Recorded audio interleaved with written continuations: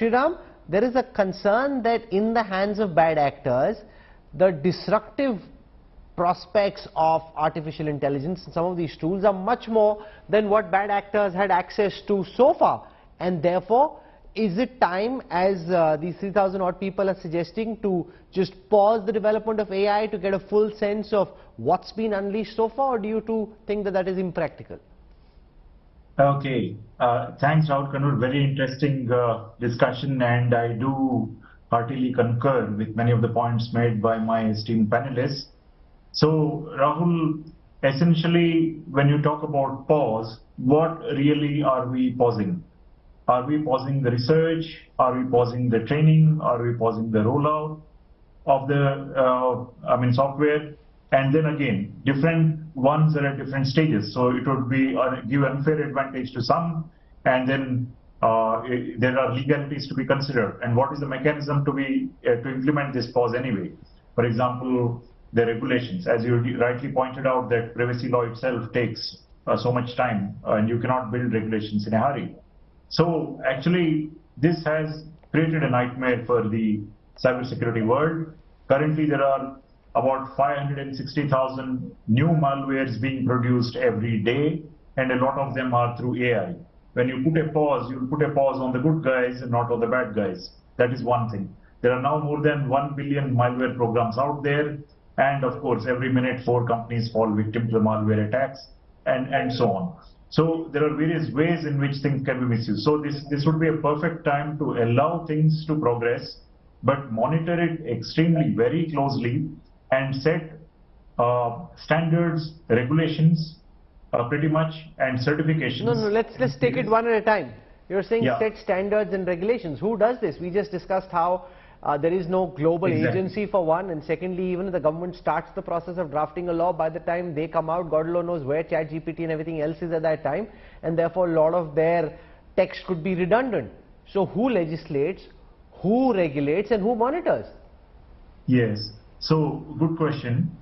So, there is an urgent need to invest money into these areas. Explainable AI. How did it arrive at a certain decision? Ethical and responsible AI, AI for good.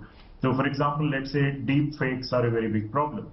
Then the source and origin of those that are being released, anything that is being released publicly or on official platforms, the source needs to be established. So, one must incentivize this. The governments must invest money into these standards bodies and frameworks, and the existing standards must be beefed up to include AI. For example, if there is robotics, you need to have AI included there, cybersecurity, AI included there, or image processing. So blockchain-based solutions and other solutions may be of help. That will even boost the startup ecosystem. No, but if the government starts to invest, by the time they actually roll out that investment, Pranesh, it could take a lot of time. What can be done practically in the real world? Because the only people who understand to the extent possible the capabilities of their system are the AI developers themselves. The government, for the most part, might frankly have very little clue. And therefore, what's the best way of building guardrails in the real world at this moment? There will be a period of turbulence. Two kinds of ways. Sorry.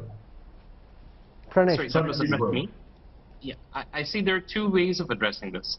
One is to push for more free and open source software and releasing a lot more of AI technology as open source software to democratize the use of AI. And already there are some companies which are doing this, and I find that commendable.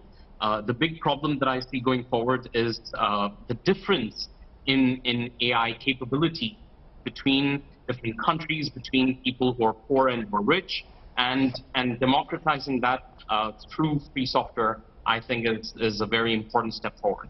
The second thing is when it comes to regulation, I don't think regulating AI directly is a sensible approach. What we normally do in most cases when it comes to, say, new technologies is regulating the harmful impacts, the harmful effects. So regulating specific kinds of uses of AI in various fields, I think will have more success as an approach. And when it comes to AI itself as a kind of technology, looking for more transparency is the best that regulation really can do. at the technology level, but you can't put in place firm guardrails to prevent bad uses of it. The best you can do is actually prosecute people who are putting AI to bad uses, just as you would people who are using any technology for bad, such as nuclear technology or computer technology or electricity. A technology like that, and we go after people who misuse it in various ways. I don't think this is comparable, for instance, to say biological technologies like human cloning, which at the technology level itself we put in prohibitions.